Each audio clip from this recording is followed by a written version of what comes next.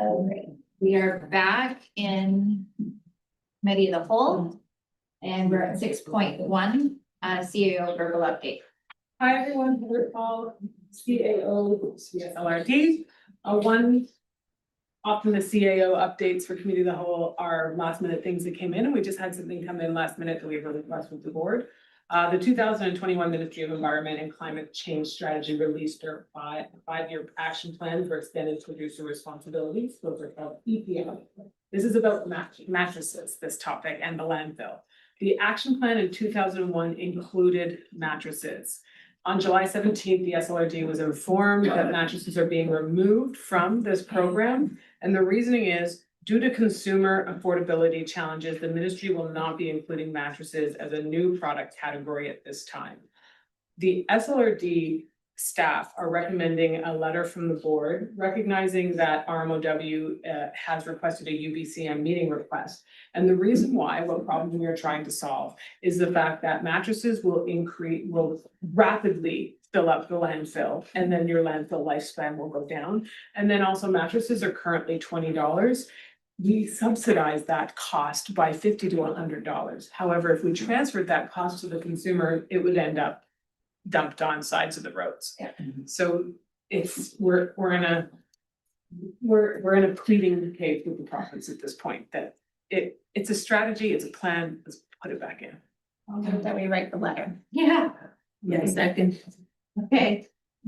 No discussion required. Or can we just call and yell? I don't think that has the same effect. Go for it. Well, Yes, and. wow. Okay, anyone, I will allow comments or questions if anyone's got them. Seeing none, I will call a question. All in favor? Any opposed? Motion carries. Yikes. Anything else for your verbal? Thank you. Okay, motion to receive the CAO verbal, moved by Director Pettengill, second by Director Mack, all in favor, any opposed, carries. The information report of 6.2 is the second quarter strategic plan progress report. Unless anyone has any questions, we can receive this for information. Does anyone have questions? 100%. Okay, are there any questions? I don't see, Okay, thank you. okay, moved by Director Herford, seconded by Director Stoner. Comments on the information received? Go ahead. Just briefly, this is, I think, the second time that we're receiving it in this format, and I still am very appreciative. And I think the quarterly updates are great, and this presentation is easy to digest and clear, and thank you. Thank you. Go ahead. Yeah, just echo the same, but also when we wondering, just can't remember what was close on that. As we come into things where it seems important, we do some policy work. Just a reminder of where something that seems really high priority, would this be the discussion to have if you want to reprioritize things a little bit when it comes up, or do we wait for still a annual strategic plan update to have those conversations? No, my suggestion would be that if there's something in there that you feel isn't being given action that you would like to see, you pull it from this and bring forward a ready motion to either add it to a future strategic planning or add it to a future budget discussion. Okay. On page 10 of the document. Page 19 of the PDF. New volunteer fire department equipment and training fund project. As of Q2, the SLRD was successful recipient of 183,000. For CEPF funding. Just wondering what that funding is going to be used for. Thank you. Sorry, I do note that there's no page numbers on this document that I have as a standalone, so I can't find that, but I do have Director Phillips here. Okay. Good answer, but he's the best. Yeah, very pleased that that application was successful. That will be supporting, there's a number of kind of equipment needs identified by departments like Pemberton Meadows for PPE, items like that. Yeah. So for tax services. These are departments that are in conversation with EPCM that they are trending towards OFC compliance. Yeah, to support them in their operations. So it's for equipment and trade. Okay, thank you. Okay. I see no other hands. So did we move that? No, I was just on question. Yeah, it's been moved in some. Okay, thank you. All in favor? Is there anyone opposed? Motion carries. Okay, 6.3, this is a direction request regarding Area C zoning bylaw amendment. 7.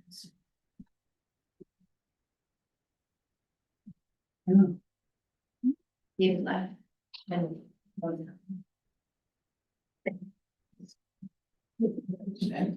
I was getting the late. Oh, yeah, here he is.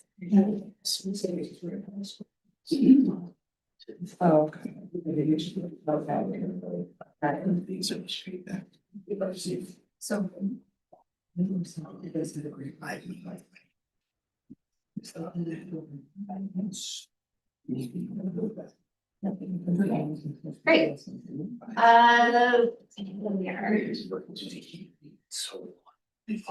Turn it over to Director Needham and I. Oh, thank you. Hi.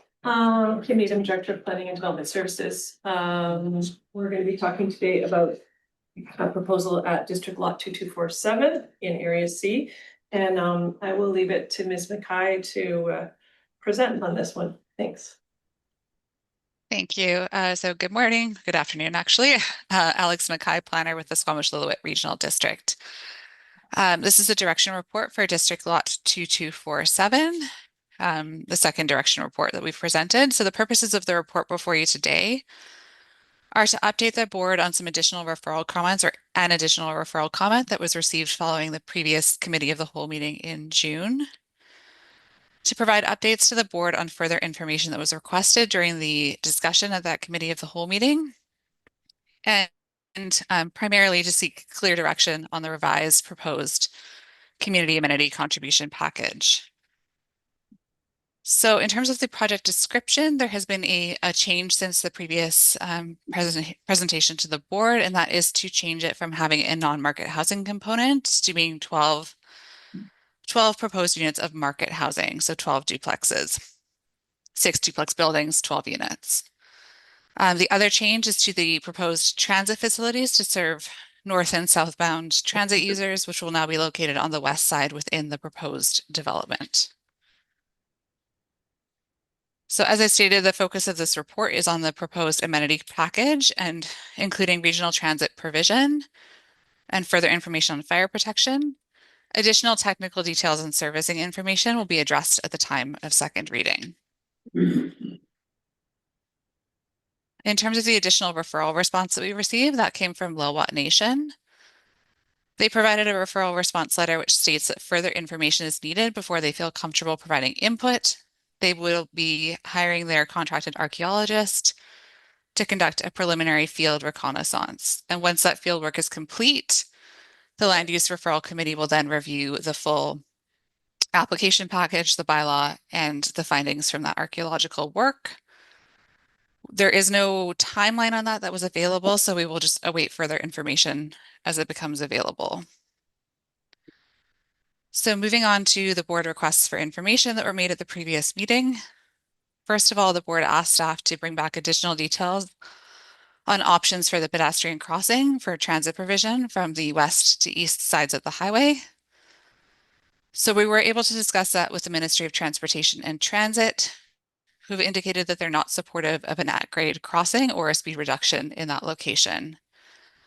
We're currently working with the proponent to assess the feasibility of a pedestrian underpass tunnel at that location that could enable people that are living in the existing subdivision to cross over and access transit on the west side. We'll have further details on that at the next meeting. So tied to that, the board asked for additional details on how transit will serve residents on both sides of the highway. So both within the proposed development that's before you today on the west side and the existing 108 lots on the east side. So that's something that we're currently working on. As I mentioned, the north and southbound transit provision right now that we're looking at is within the new proposed development.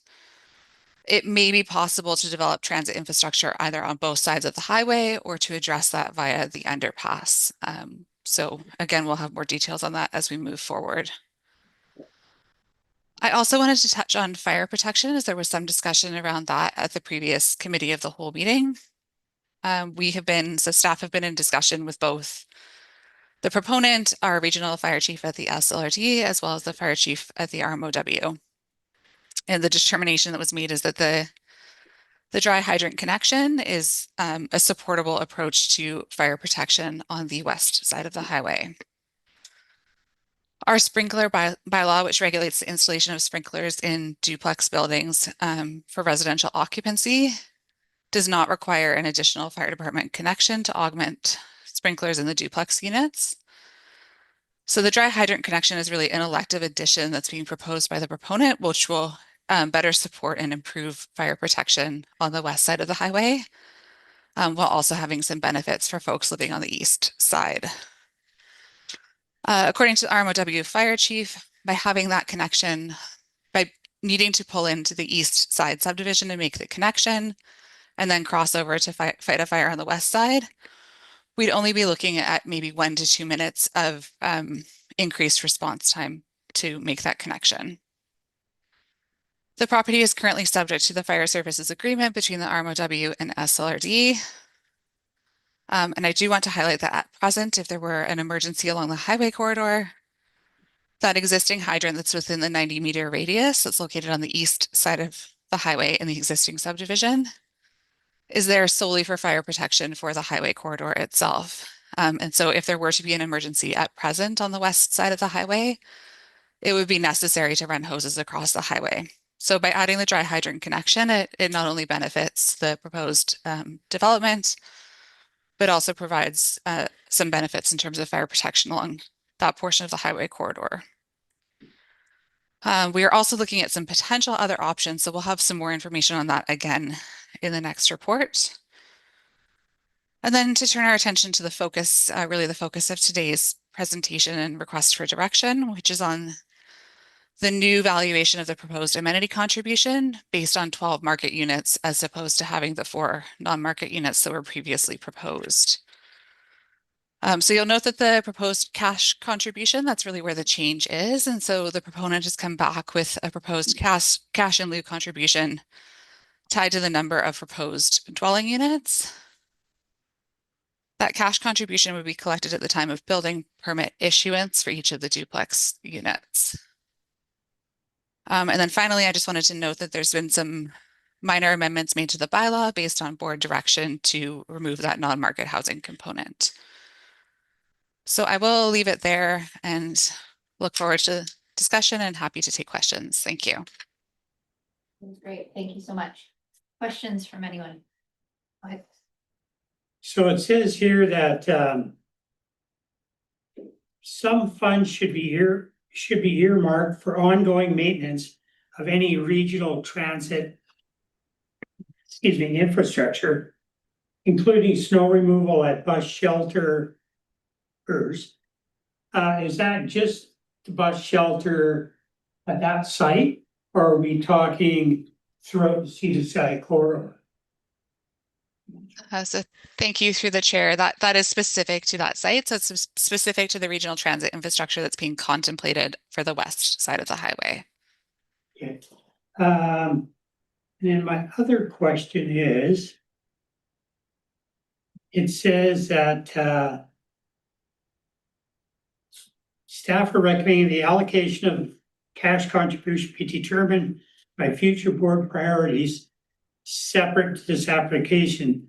The cash contribution collected at the time of building permit issues and put in a general fund that can be applied broadly at the board's discretion.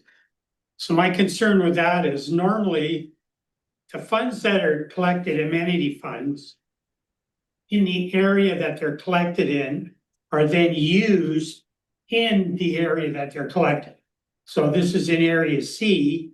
So the way this reads, this fund can now be applied for by municipalities to take money out of that fund? Not No, necessarily. It's Well- broad. I know, but you just said not necessarily.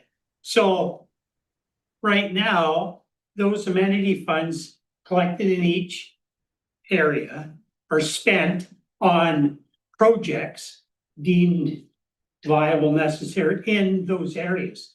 So now, the way this reads to me is if Pemberton or Squamish or Whistler decided they needed $500,000 to do something, they could apply to this fund to get that money. Well, the example would be, and I'll let staff weigh in on this, but it's to benefit the residents of Area C rather than necessarily an infrastructure in Area C, and it's been treated both ways. Pemberton Community Center came from the original amenity contribution from the first phase of Wedgewood. So yes, it happened in Pemberton, but it benefits the residents of Area C. Yeah. So you don't want to put too much of a fence No, around but it. what I don't wanna see happen, and it's already happened. I mean, in area D and Tony's area, this started about 4.5 years ago. Where amenity funds generated in an area all of a sudden went to a municipality to support their programs. That was never the intention of those amenity funds. All the municipalities, when they put development proposals out or whatever, they get DCCs and such, same as amenity funds, so to speak. Mhm.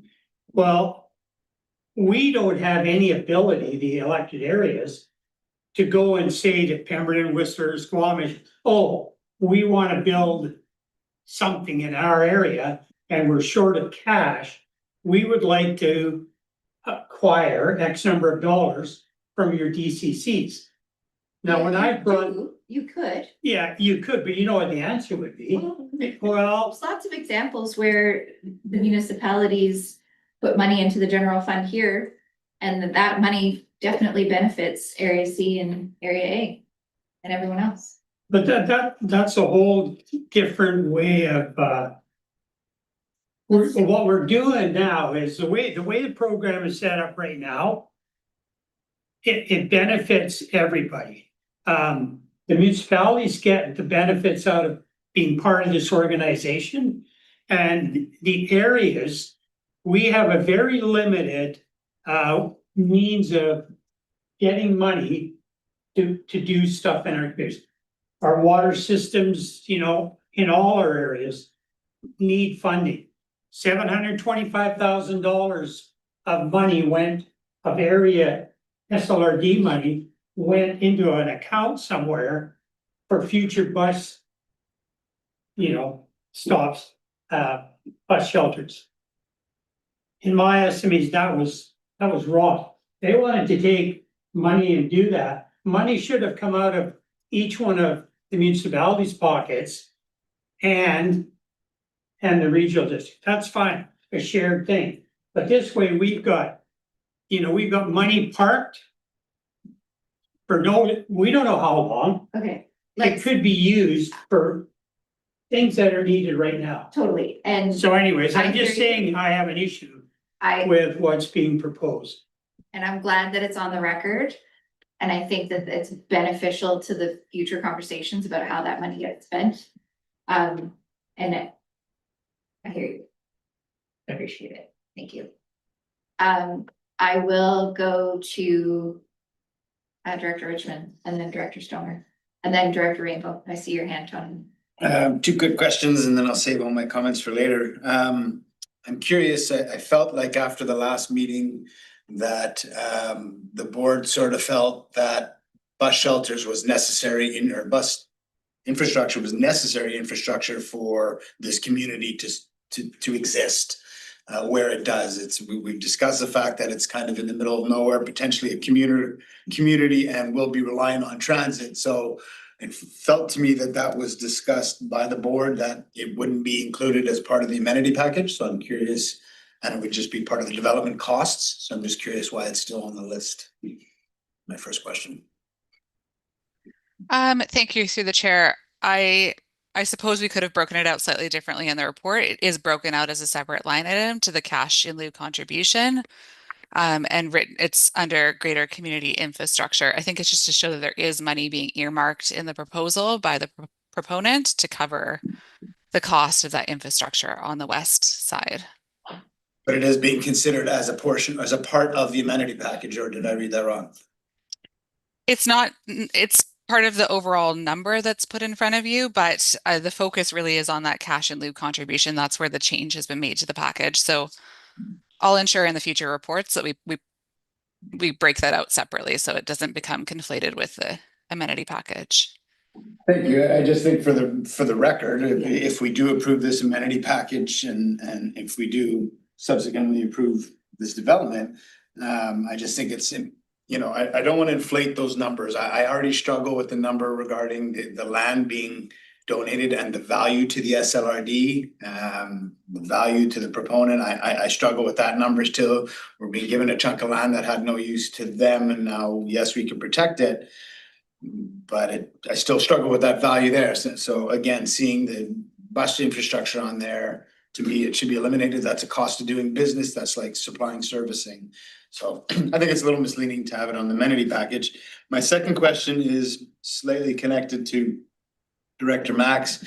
With amenity contributions like this, when we got into this conversation, I think, and maybe my colleagues will correct me, I feel like that some of the willingness to contemplate this project was based around that there was housing in general being provided and some affordable units. The board then said, hey, well, let's look at taking that as a cash in lieu, and that's why we're here today. I just wonder what the abilities, and like the chair said, I don't want to put a bunch of fences around the amenity package, but I'm just curious if the cash in lieu can be directed in a more focused way, either towards affordable housing in somewhere within the Area C, or if that's the board's will, or otherwise, or is it just left as a broad amenity package that can now be used for whatever the director says? And again, just to qualify my question, the reason I ask this is I'm struggling, as I've said before, and I'll make my comments later, with some of the aspects of this development. Part of the carrot, part of what makes it interesting is that it supports our housing needs right now. And so if the amenity is just cash in lieu and going over there and can be used for anything like other good causes like Meadows Fire or whatever, it just makes me rethink about how I'm looking at this development. So can we put those sorts of direction or focus on the amenity package? Yeah, so we do have a community amenity policy, and in section 6, it refers to SLRD disbursement of contributions, and it says that the directors representing the area where the rezoning application is being proposed will take the lead in determining the disbursement of the monies in the CIC fund. Decisions to utilize the CIC fund shall be made by SLRD board resolution. And then further, it says funds allocated to a specific community amenity fund, like we have currently a Area C recreation fund that's there. So if it were something like that, those should only be used for the use specified unless they're unused for 7 years, at which time the SLRD board can determine if the funds can be used towards other community amenities in the same electoral area. So that's what the policy reads now.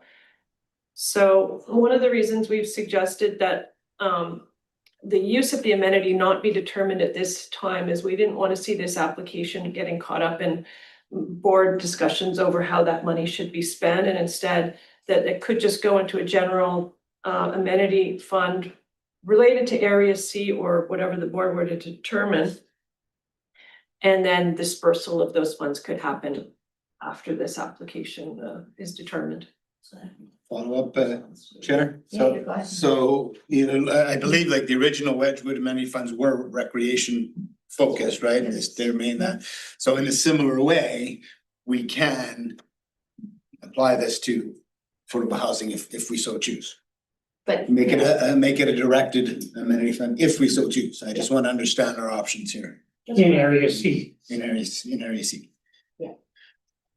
Okay, that's my questions for now. Thank you. thank you. And just from a procedures perspective, we do have lunch here. It is hot and and we can bring it in here and have a working lunch. I don't wanna cut this conversation short. I have Jenna and then I have Tony. Does anyone want to take a brief recess, go get lunch and then come back? Or do we want to ask questions? Because I don't think it'll end after those two people. And so how does everyone want to? Working lunch, 5-minute recess, load your plate, come back to your questions. Get questions out of the way. Yeah. No, because your question is gonna lead to 5 other questions and that's okay. Right? Tony, come back in 5 minutes. No, excuse me. Yes. It's going to take me more than 5 minutes. So all I wanted to say was that, and Director Needham just covered most of this. My impression or my recollection is that we have a policy in place that says amenity funds raised within an electoral area are used in that electoral area. And I remember that when I raised that once before, the answer was, oh, yes, but we can change that by board resolution. Fair enough. I think we should look at that policy separate from this particular application. Yeah. I agree that if we get bogged down in it now, that is not helpful to anybody. But we do need to look at that. And I'll just leave it at that. But I need more than 5 minutes, so I'll rejoin you when I'm ready. Okay. Okay. Thank you. Okay. Good.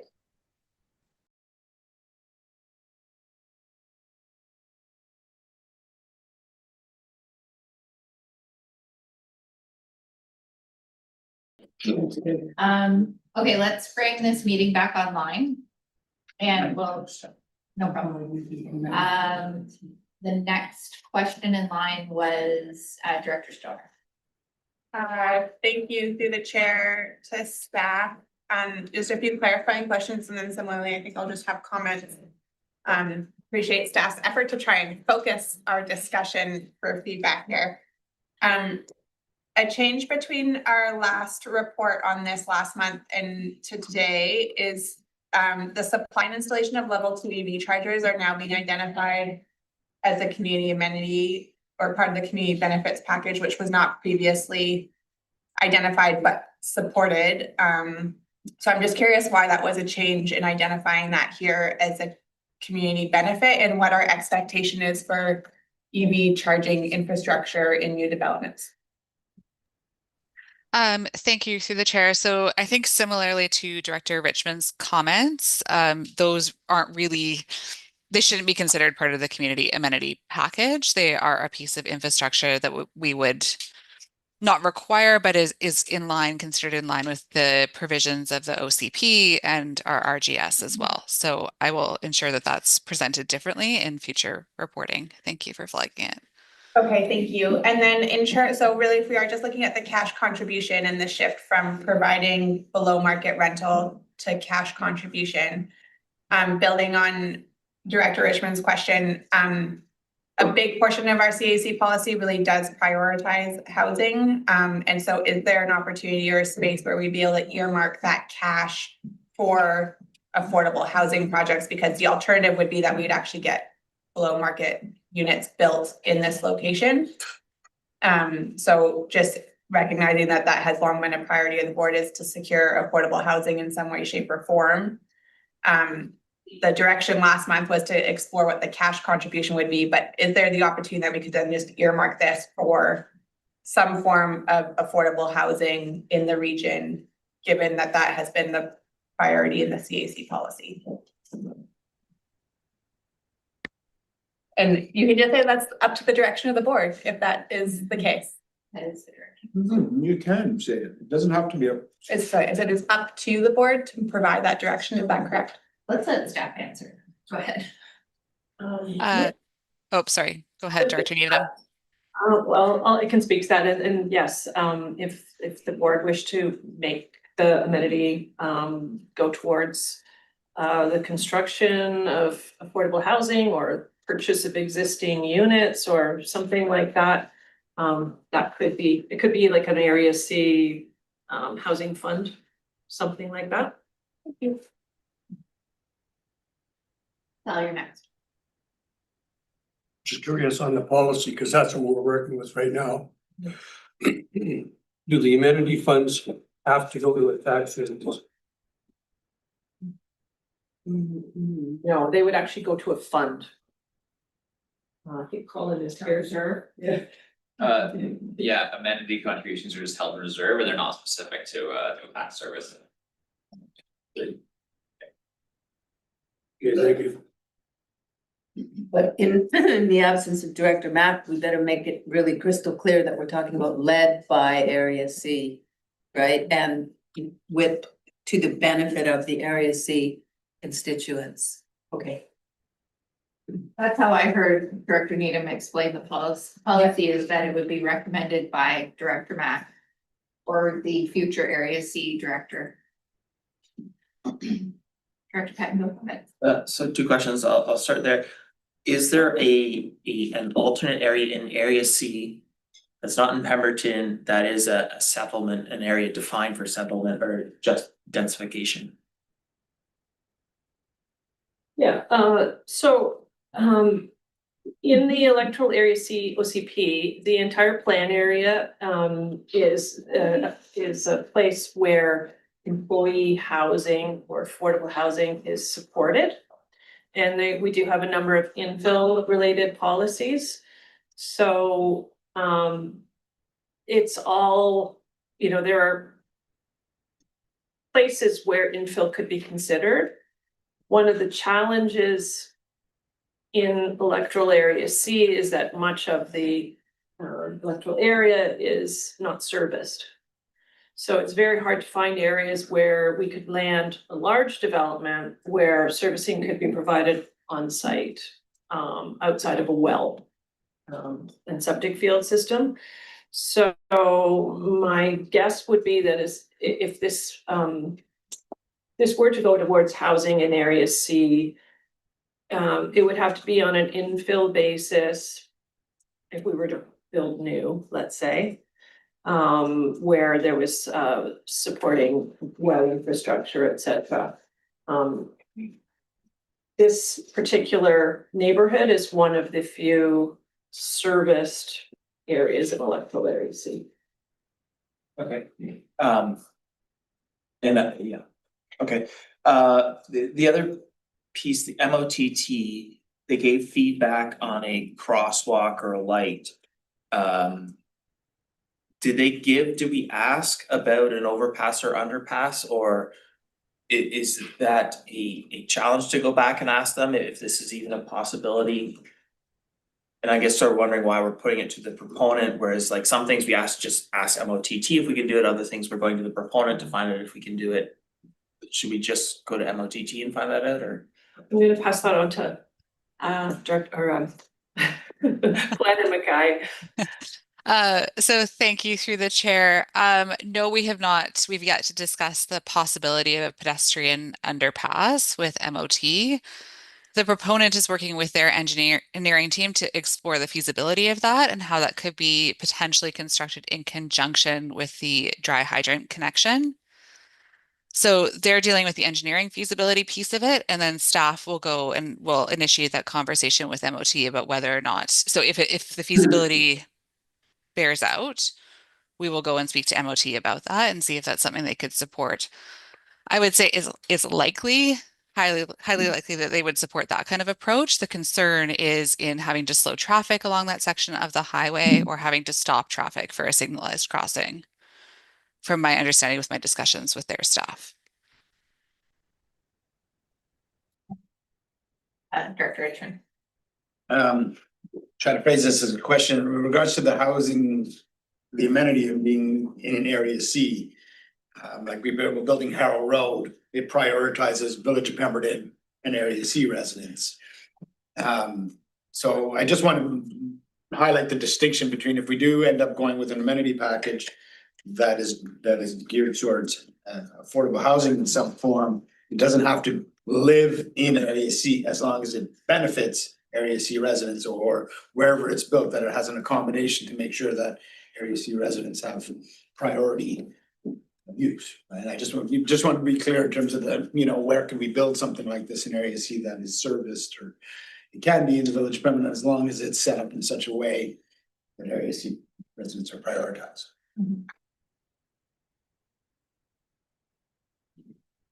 Not a question. Not a question. Sorry. Right there. Your answer vote from yesterday. Just go ahead.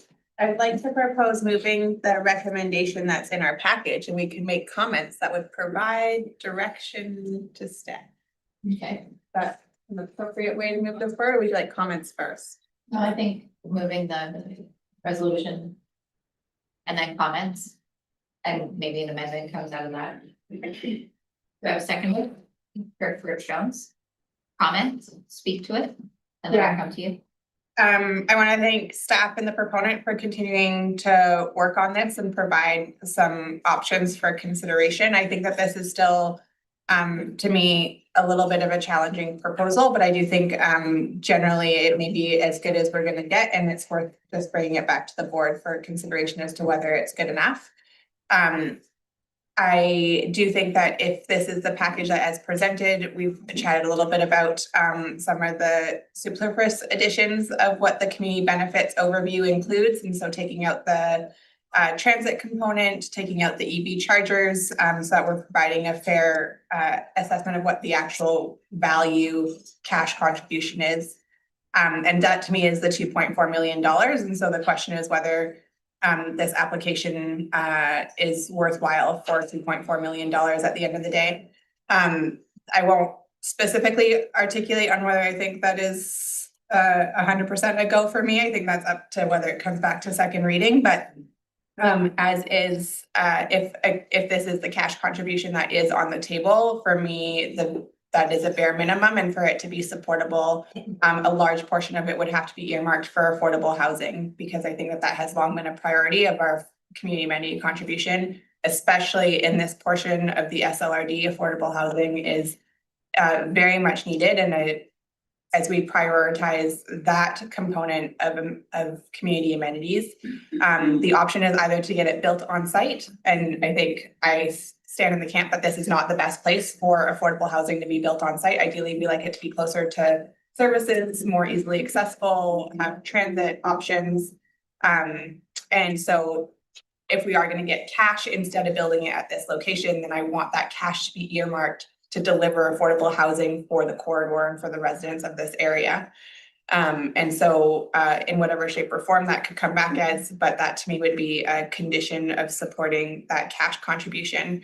Appreciate the additional information from MOTT. To me, that makes this proposal even more challenging to support over time, not being able to really figure out how folks would be able to cross that highway without either building a tunnel or a bridge, which I think makes, I don't know the pro forma of this particular development 100%, but it feels like that would be a really heavy ask for just 12 market units on one side of the highway. So I continue to ask the question if there's development opportunity if the proponent wants it on the existing east side of the highway, and that could continue to be an option from my perspective, but sprawl on the west side of the highway for what is presented, I think is a challenge, but staff and the proponent, I think, continue to do good work and trying to come up with something that is attempting to be supportive, but challenging for me still. Okay, I have Director Richmond, then Director Demare, then Director Reva. So I'm gonna propose an amendment, and if the amendment is okay with the mover, then I'll speak to it. I would also remove the play park area from the list of community contributions. I get when you build within a municipality or a dense area that you build this play park, people come from other neighborhoods to come enjoy it and use it, and therefore it's a community thing. This to me is very specific to this group. Nobody's gonna drive down the highway, pull off and go play in the play park. Yeah, unless you make a killer play park. So it's a small detail, but I would have that, I would put an amendment to remove the play park or the play area from the amenity package. I didn't include any specifics in my motion. It was just to provide feedback as discussed at this meeting. Yeah, so this is just part of it's the just a feedback, round the of- staff to come back. to the Okay. meeting With that. We're not approving an amenity package through the motion here? No, the language of the resolution doesn't include specifics to Okay. that. It's to direct staff. Okay, then I'll make that So comment. it's not an amendment, but it's. And then I'll speak to the full motion, very similar comments, so I won't repeat them all. I struggle in general still with the concept of these 12 units is, in my mind, sprawling onto the east side of the highway, especially if there is available space, or sorry, on the west, if there is available space on the east side and they want to continue developing. The Strata has said no. Now we're being asked to approve something on the west side. I do consider it sprawl. I struggle with the crossing. I'm gonna need that to consider. The only thing that makes this somewhat interesting to me is my sense of responsibility to consider any housing opportunities when they arise, as we live in an area of housing crisis. So that I feel a sense of responsibility to consider any housing options with that in mind. So similarly, I would like to see, if not all, the majority of this amenity package be focused on housing. And I just want to say with all that, interested in hearing MOTT's comments on the crossing, interested in hearing Lee Watt's referrals. But I'm still I will support this motion, but it doesn't necessarily lead me to supporting the development on second reading. Okay, thank you. Director Mayor. I kind of have a hard time with the general fund. And don't actually agree with it. Sorry, with what? The general fund, putting the amenity in the into a general fund. I think we need to be a little bit more specific. And I don't agree with the affordable housing part. That puts the SLRD into a development position. So I would rather see that fund go to Area C, areas that can benefit from it. Which would include funding some recreation services in Pemberton. But we got fire services, we got water services that need attention, and it's hard to get money in the electoral area, period. When we do get a chance to get $2.4 million, that go a long way to taking care of a lot of the issues that Area C has.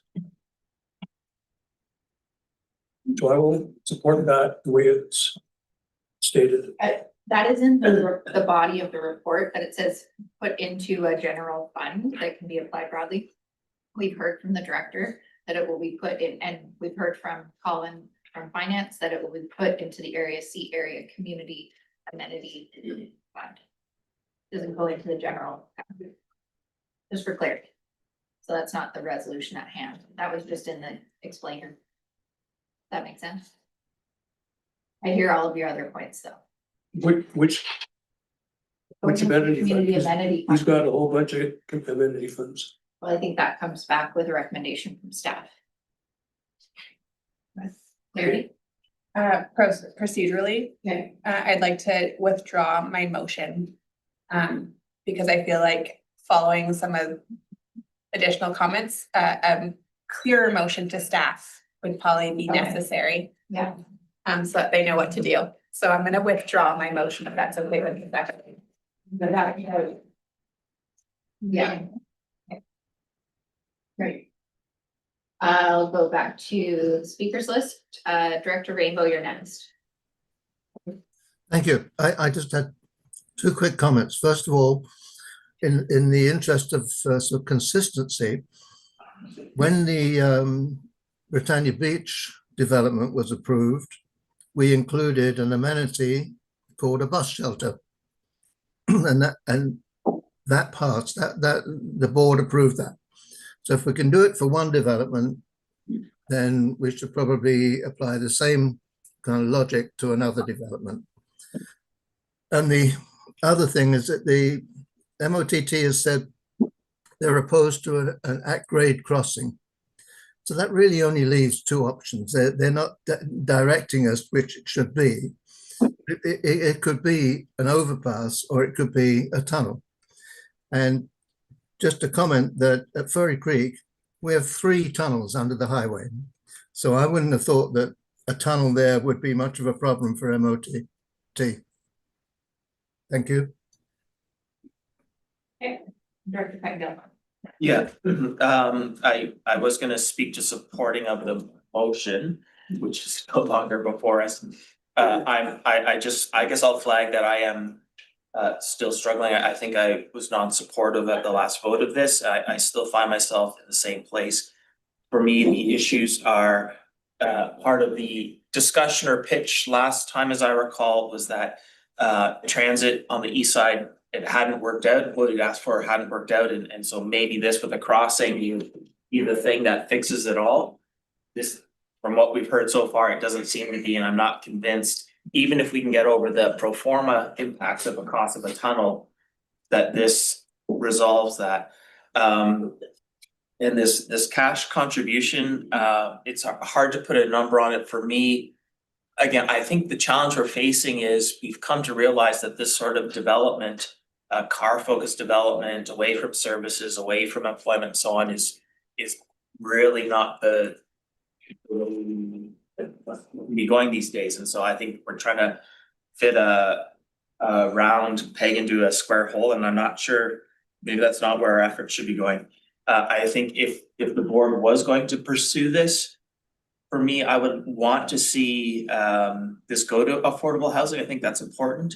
And for me, I hear all the discussion, but part of affordable housing, again, is access to transit, employment, services, and so on. For me, if it's gonna be in the area C area, that says Pemberton. I don't see building out density in a non-densified area. And I hear, we can resolve that by making it available to area C residents first, but then if they're moving there, they're Pemberton residents, so I don't know how we reconcile that. So I guess those are my comments. I'm still struggling with this piece. Thank you. Armin, next. Sorry, I just want to be clear in process. We don't have a motion we're speaking to, so my comments are going to be about that motion. Suppose I'll just offer them, and the hive mind will try to turn it into a motion. Because I haven't been able to get there yet. I think I really am struggling with this one as others are. One of the pieces, the making transit work, I think it really works, and MOTT feedback around just not supportive of an at-grade crossing. It makes this place very much an island without addressing that in some fulsome way. The concept that the note that if an underpass is to be contemplated, it may result in a reduction of cash contribution would result in a reduction of my supports. I would need to really understand that. I think it feels like there are many barriers to achieving anything on this site, and there are some sites that just don't get over the hump. I'm having a hard time with that. I'm cautiously optimistic that there's a way through that, but really need to solve for that. I know that transit's been a sort of a focus of things broadly in that area over time, and it remains now and into the future. Transit functionality will be critical to this working. So I'm having a hard time there. I'm recalling our last discussions around turning the affordable units that were initially on offer into market and what that cash contribution could look like. Appreciate where we've landed. I'm not however, except for the fact this outstanding piece around how we keep, I have a hard time sort of if we don't earmark this for affordable housing or in a specific way, so we can have a specific discussion about these funds. I really do think it's important that we do that. I have a hard time leveraging our affordable housing policy into a cash contribution that ends up else for some other purpose. But the allocating the funds ultimately is a board decision that is led by the area director, regardless of what we call a fund that it sits in or otherwise. So I don't think that's I agree with staff's assessment. Let's not get too tripped up on that. So I think the dollar amount is correct. And I do think that at next stage, I think it'd be quite important to bring these funds if this is to move forward, to bring these funds to bear as soon as possible. So working on some policy around that. So when they hit, we know what we're doing with them, because we do have affordable housing, both requirements of development that these funds represent and needs of the community. So those are my sort of the short version of my comments here at this point. And I look forward to try to turn all this into a motion that we can debate directly. I'll add my comments. This has been, I'm appreciative of the updated cash contribution. I think it answered what we said at the last meeting. I don't want to get bogged down in sort of the semantics around when and how. I like that we're suggesting that discussion about where that cash gets spent is a future discussion, separate and away from this discussion. I've always been challenged by opening up the green side of the highway. I've always been supportive of seeing this on the existing side of the development. I understand that there are reasons that people don't want that to happen. I don't think it's impossible. I would love to see it come back on that side of the highway. However, we can beat this dead horse forever, or we can say it's gonna happen. I've never imagined that 12 units, let's call it 50 people, is gonna make or break the regional transit argument that we've been making. This isn't going to add enough people that's now gonna say, now we're gonna do regional transit because we've got this new neighborhood. That's not realistic. However, I'm really challenged by areas of the highway that are traveling at speeds of 80 kilometers an hour or more, and not having a safe way of crossing that highway. If MOT is not supportive, why are they not supportive? And what can we do to navigate this? Because if you can't cross that highway, we're gonna have people illegally crossing the highway. So don't put that in people's way, or don't build the housing is kind of the argument. If MOT really doesn't want this development, then they don't give access to the highway. That's, you know, when they do a left or a right in, right out, that's a pretty sure sign that they just don't want that side of the highway to be open, but that's not what they're saying. So overpass, underpass, that's for smarter people than me. So I'm encouraged by this. I want to see this move through the process. I want to see staff come back with a lot of these comments being answered. I want to see, I want to see this board get to yes, or have really good reasons to say no. And so let's see how it moves through the process. Does anyone have a recommended resolution at this point? Really close. Oh, sorry, Director Rainbow, you had your hand up. Go ahead. Yes. I hope we can get to yes on this. I confess that I supported the proposal that came earlier, a few years ago, and I certainly support this one. One of the questions I have for us is, who do we think affordable housing is for?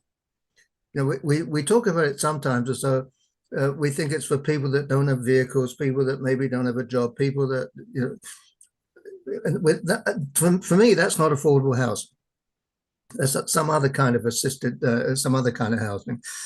I know last time when we dealt with this proposal and turned it down, I got a flood of emails from people who would have appreciated the opportunity of getting into some of this affordable housing. And they were people like, most of them were from Whistler.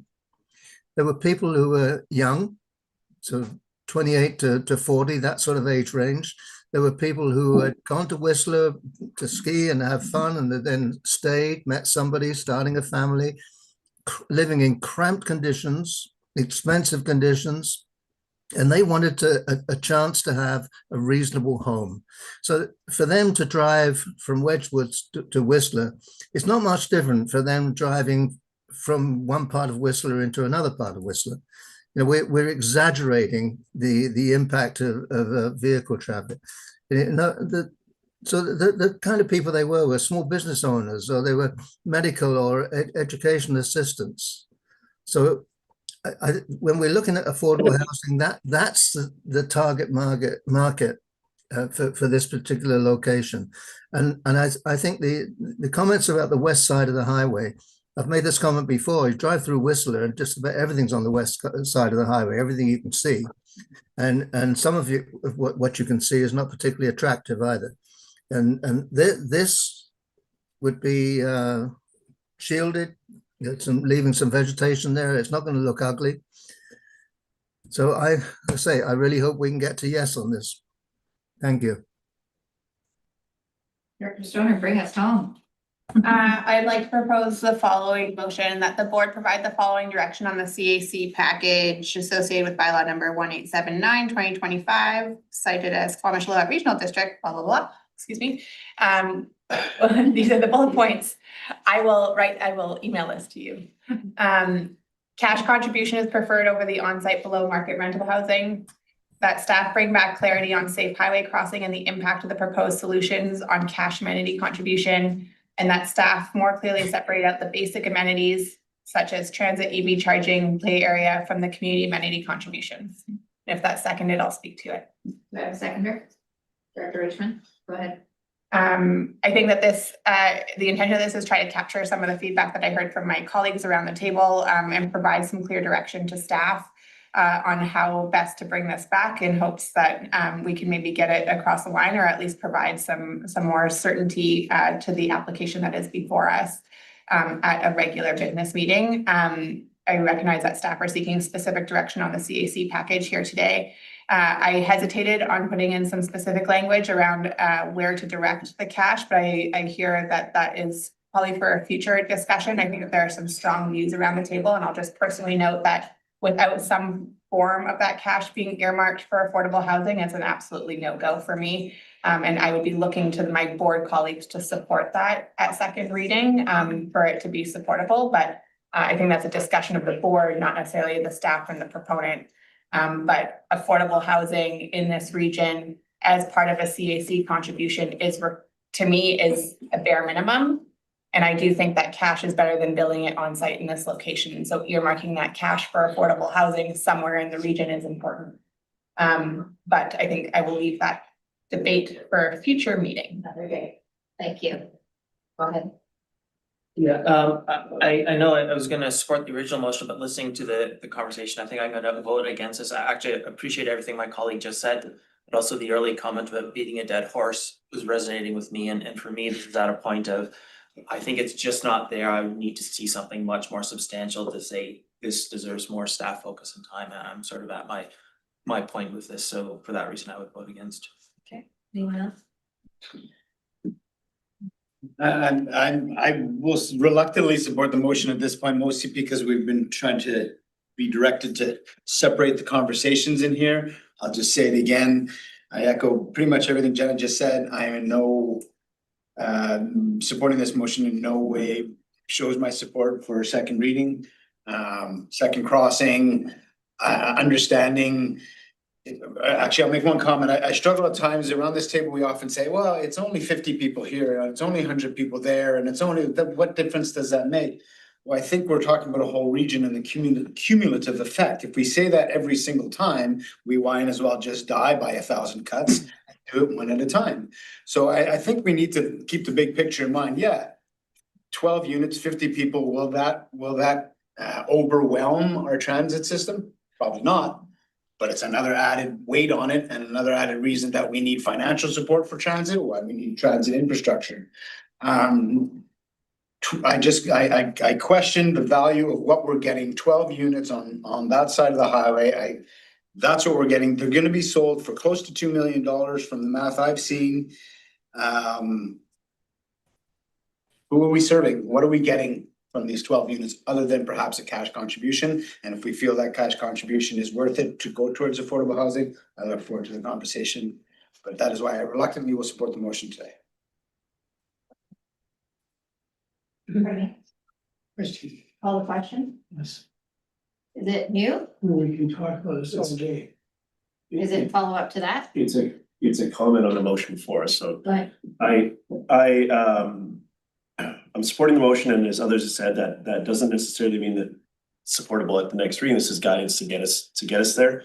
I do think that the highway safe movement for across the highway for pedestrians is or under the highway or the access both sides is really important. When I think about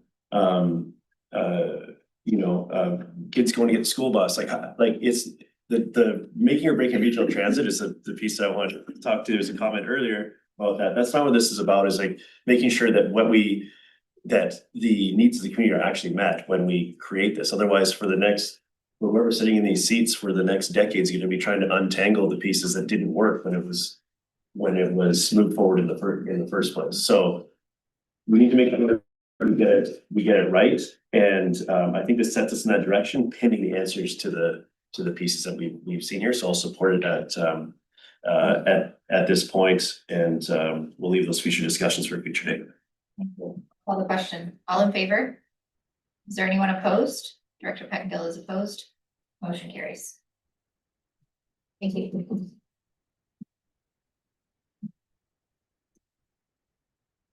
Question. All right, 7.1 Chair's verbal update. I did want to bring to your attention that the final the deadline for applying for submitting your nomination as a member of the UBCM Board of Directors is open until July 31st. If anyone is interested, please get your nomination package together. I am the chair of the committee, and I look forward to seeing some SLRD representation at the board. I don't know how many applications have come in so far, but I know that we've been pulling teeth to get people to send their nomination packages in. So, As a reminder. yeah. That is it for my verbal update. Motion to receive. Director Hoffman, seconded by Director Demare. All in favor? Any opposed? Motion carries. And there's no late business for committee of the whole. Motion to adjourn this committee of the whole. Director Hoffman, seconded by Director Demare. All in favor? Any opposed? Motion carries. Motion to reopen, or we don't need a motion to reopen the regular meeting. So we are now back in our regular meeting. I will ask for a motion that we close this board meeting. What's the section? Yeah, it's under 92B of the Local Government Act. The consideration of information received and held in confidence relating to negotiations between the municipality and a provincial government, or the federal government, or between a provincial government or the federal government, or both, and a third party. Okay, thank you. Motion? Director Hoffman, seconded by Director Herford. All in favor? Any opposed? Motion carries.